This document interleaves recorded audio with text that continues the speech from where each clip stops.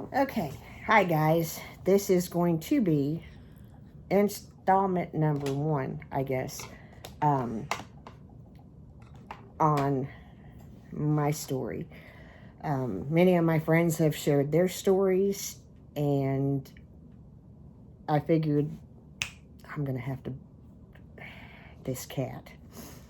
Hang on. Okay, hopefully that was enough. If not, I'm going to have to get the water bottle, which I really don't like doing, but he's just so mischievous.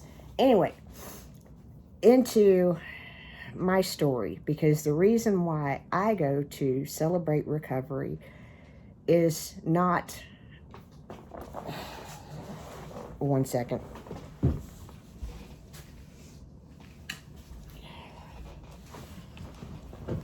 Amazing. The power of the water bottle. He took off running. I probably should have did that before I started the camera. Since we were outside, you will also probably see me have to wipe my nose, and I apologize beforehand, which is going to be now. But Kentucky allergies. And you may hear that because he is insistent on getting to whatever he's trying to get. But anyway,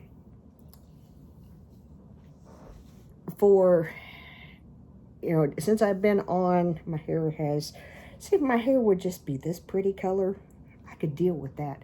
It's this funky stuff that I ain't real keen on. Anyway, distracted, which brings me to my story. I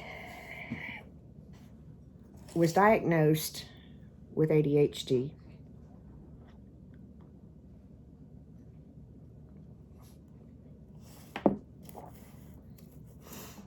when I was about 43.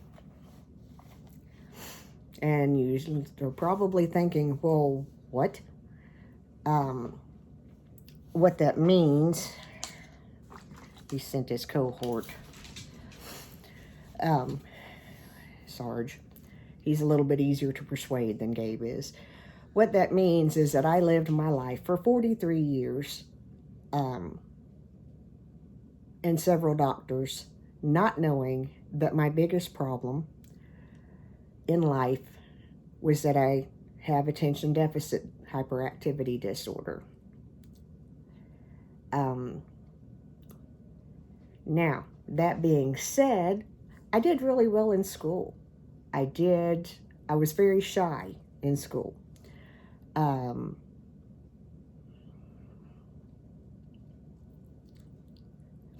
nice little wave of emotion.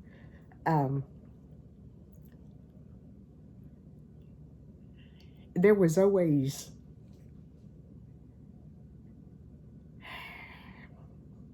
I had to work harder to get the grades that I got. Even whenever I was in college, when I had to do algebra, I had to work harder to get the grades that I got. A lot of my teachers were offered a lot of praise because I worked harder.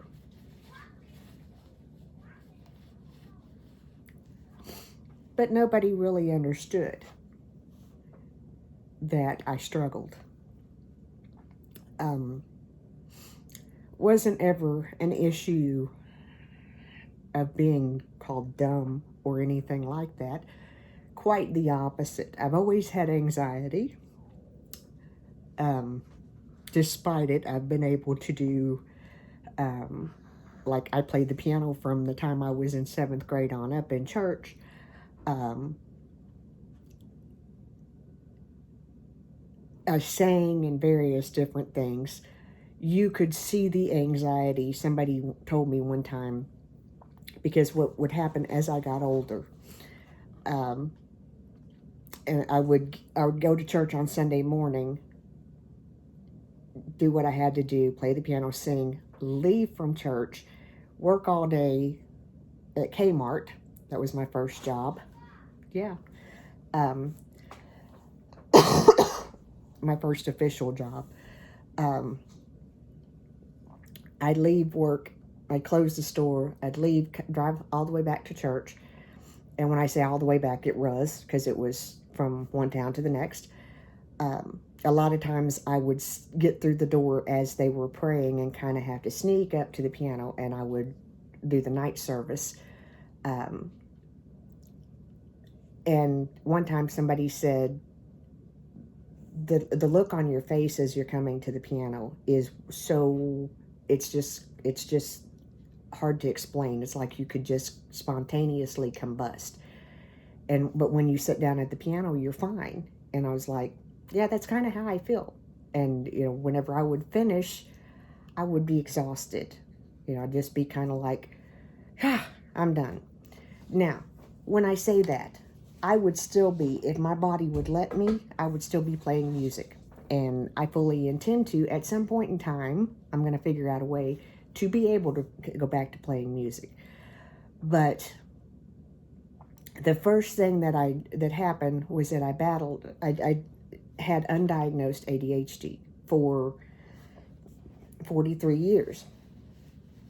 During the course of that, and again, I apologize, I have to do this because we were outside.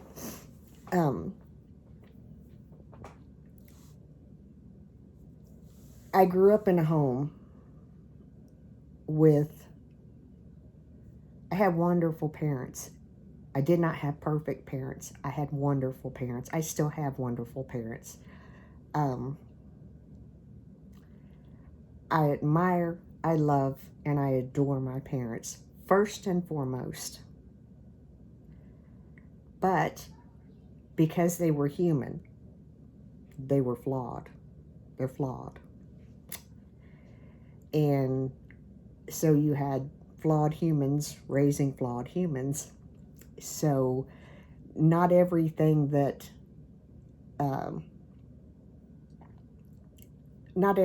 happened during the course of our childhood worked like they had it planned.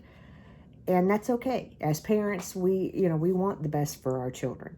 There's not a doubt in my mind that my parents wanted the best for me. They worked hard to give us the best that they could give us. But back, in their childhood and in our childhood, things like ADHD was not something that came into the conversation. Neither was just random pain, which was something that I started to have in my knees as a young girl. Pretty much figured that it was due to skating as much as we did and as hard as we did. But fast forward on through, being a teenager was not easy because I was dumb. I'm just going to tell you, I was dumb. If there was a boy that liked me, they had to flat out tell me they liked me because I didn't get the hint. Just didn't.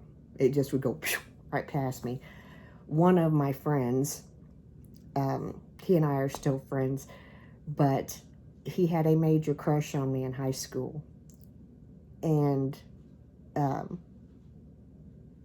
I had no clue. He would ride his bicycle to my house, which was quite a distance. He would do anything and everything for me. I had no clue he liked me until the day he got in my car and handed me a letter and a card and stuff like that proclaiming these things. Nothing ever came of it. We maintain a friendship.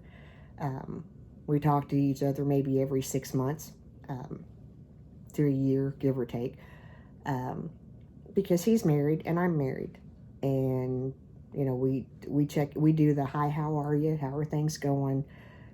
His mother recently passed away, and that was our conversation was, hey, I'm sorry to hear that your mom passed away. She was an incredible woman. She was somebody that was part of my life that I'm honored to have been able to have her as a role model in my life. Anyway, So moving forward, I grew up, did some crazy things as a teenager. Nothing really. I'd say the worst thing that I did as a young teenager was come home drunk. That was not a plan. Let me just tell you, don't do that. Me and my cousin and my best friend got the bright idea. I think I was about 14, 15 years old. We hadn't been on the island that long. We decided it would be a cool thing. I had found myself in a relationship with somebody that I never should have been involved with to begin with, and I was hurt and I was angry, and we decided that, we'd drink. Yeah, we did. By we, I mean me. A whole lot. We tried to stay at my cousin's house because that way they could have hidden me in the basement and I could have slept it off and nobody would have been the wiser. But they said no, and I got busted. We all got busted. I got in big trouble. I'm thankful for that, because that is probably single-handedly the biggest reason why alcohol did not become a problem for me. One of the things that my mother did during the course of that evening, my dad wouldn't let me go to sleep. And at first I thought that was the meanest thing, because, he wouldn't let me sleep at all. By the way, I'm drinking coffee out of my Mayor's Daughter mug made by Shell. I'll link her channel down below, or link her Twitter. She's one of the housewives. Hit up their channel, hit her up for a mug. Anyway,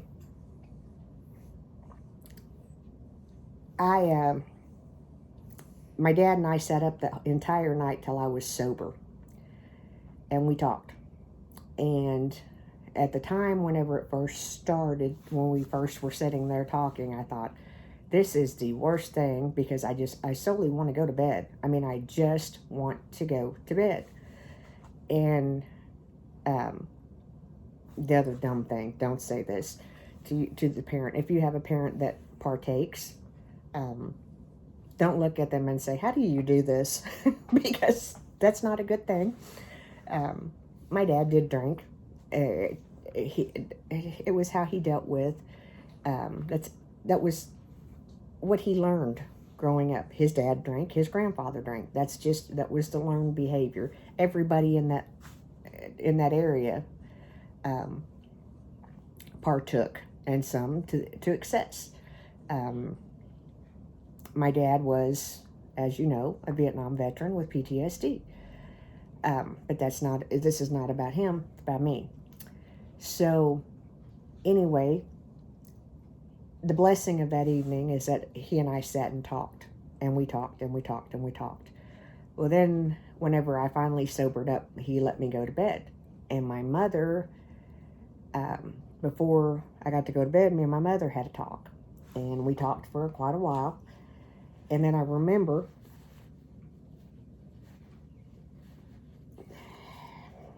before she would let me go back to bed, before she would let me go on to bed,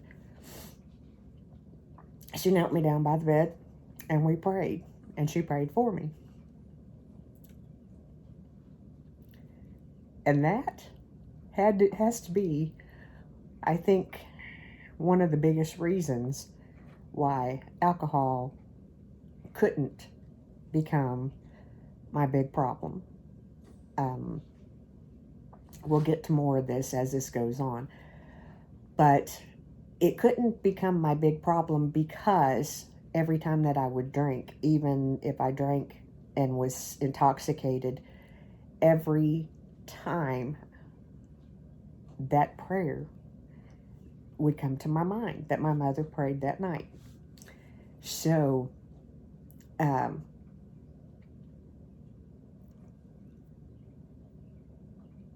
but it didn't take away the potential hurts the potential hang-ups, the character flaws, and things of that nature that I developed over the years.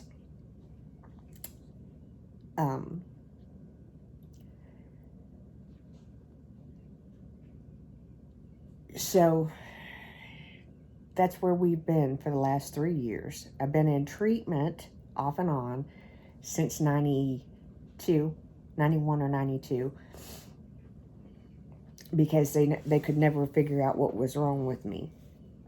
At first, my original diagnosis was bipolar type 2, hypomanic,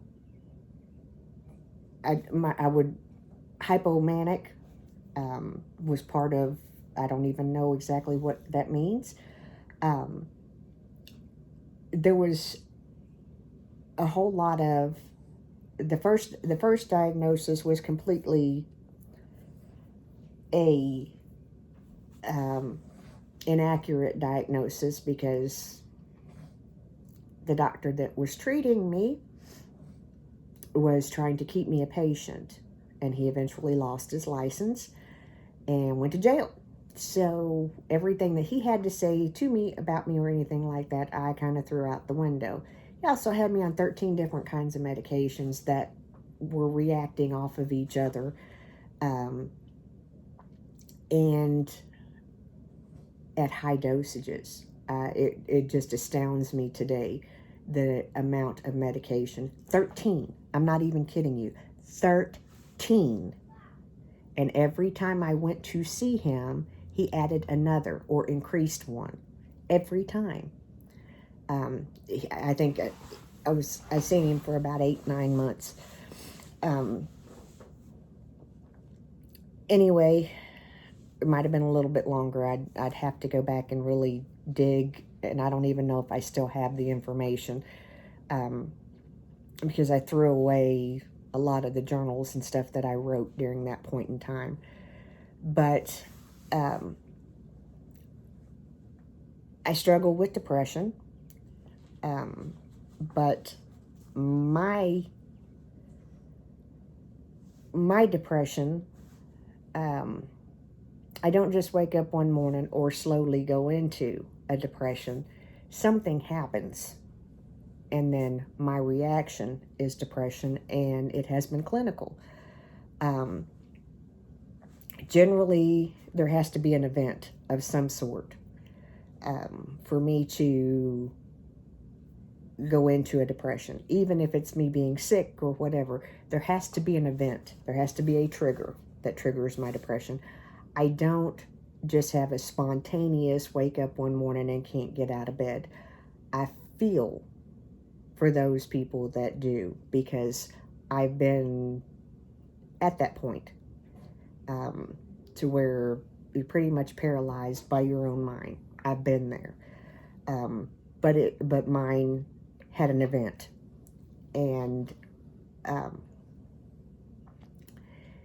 turns out, I was never tested for anything. I never did the first test with all of the doctors that I seen until I came to the doctor who treats me now and has treated me for about, we've been in this house for 9 years, I guess. The greatest thing that ever happened to me, I had a doctor that I absolutely thought that I had a great relationship with. And we did, for the most part. But there was a shift in the direction that our relationship went. I was struggling with other doctors to find a doctor, I needed a new neurologist. And I was struggling to get somebody to refer me to a neurologist that could help manage my migraine.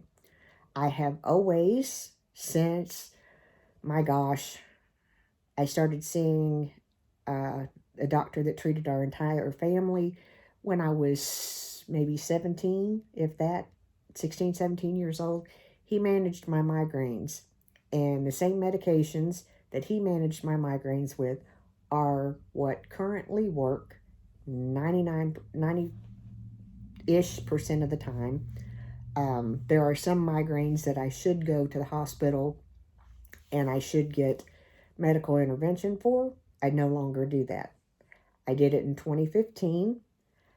It was a horrible experience. We'll talk about that in another video. If you want to hear it, leave me a comment below and we'll do a story time and I'll tell you that story.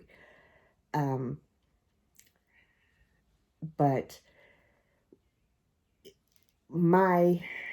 I do my Celebrate Recovery for different reasons. And as I go through this series, I will tell you bits and pieces more about me and about why and hows and everything like that. There's a certain level of things that I will not reveal because, really, yeah, you know. But in conjunction with about a year, it maybe two ago, it was really hard for me to get to see my counselor with EJ here. And don't get me, when I say that, don't go there. I'm not, no. My daughter has established a very successful life. I love the time that I have with EJ. I wouldn't take it back for nothing. I will sacrifice that time. But about the time that it was no longer a real feasible thing for me to continue seeing my counselor, she also became pregnant. So, she was going on maternity leave. She wound up leaving the practice. And I'm sorry, but I'm not in a position to where I don't want to meet a new therapist and start all over again and have to go back through and hash all the stories of my life. Namely, having to talk about my dad. Sorry.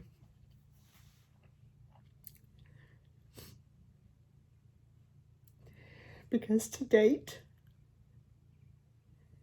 that has been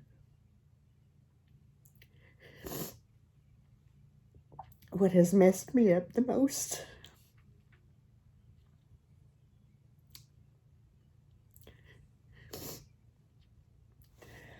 Excuse me, I don't mean that in the way that it came out.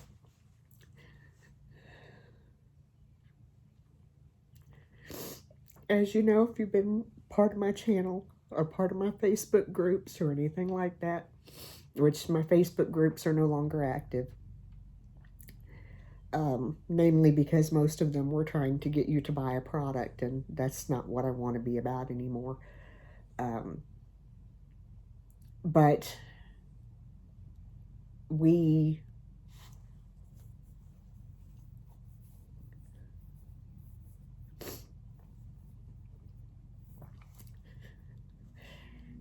to date, the hardest thing for me to do has been losing my dad. I got to wrap this up because I need to call my mom back. But anyway,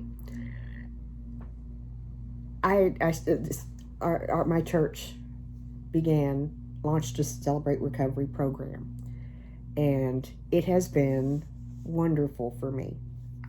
I have not gotten completely through the program. Gonna tell you that because I'm gonna be honest with you. The reason why I haven't completely gotten through the program is because there's areas of my life that I'm not ready to uncover and heal. So while we're going through this, I'll hopefully be able to pull back and do that. But anyway, I got to cut this short where I'm at because my mother needs my help and I need to go and handle that.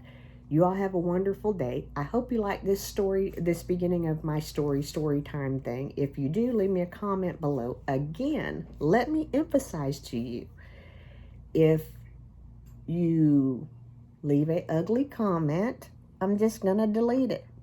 If I don't get a chance to delete it and you see an ugly comment, don't respond to it because I'm just going to delete it. Constructive criticism I will deal with all day long.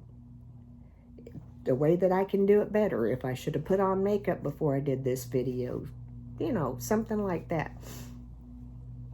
That, you know, the angle of the camera, different room, whatever. That's all constructive. But to say, you got the double chin, I already know that. I don't need you to tell me that. I'm getting older. This is starting to happen. I don't care. I need to dye my hair. I know that. Okay? So you get the gist. Anyway, I have to call my mother. I love you all so very much. Y'all have a wonderful day. Remember, I'm the mayor's daughter. You have a wonderful day. If you've enjoyed this and you want to hear the rest of it or see the rest of it, leave me a note, leave me a message down below. I'm going to share it with you because I'm hoping that sharing my hurts, hang-ups, and issues with you will help you to heal yours. I'm still a work in progress, and you'll find that out as we go along. But I got to go. I love you. See you. Bye.